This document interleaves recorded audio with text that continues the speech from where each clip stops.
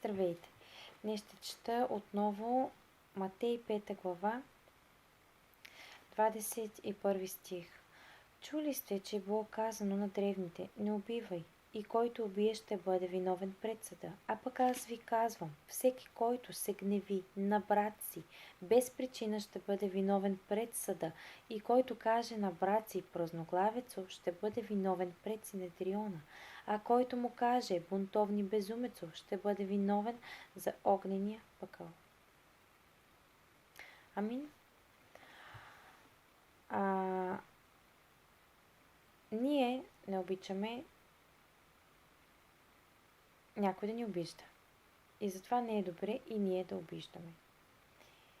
Ние не обичаме, когато ни се правят лоши неща, затова не е добре и ние да правим лоши неща. Но за обидите, освен че когато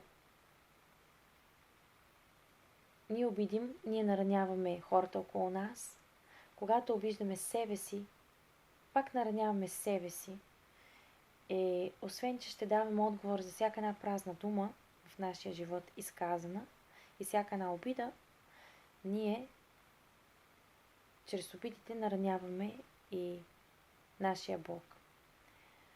Така че нека да изпитваме себе си.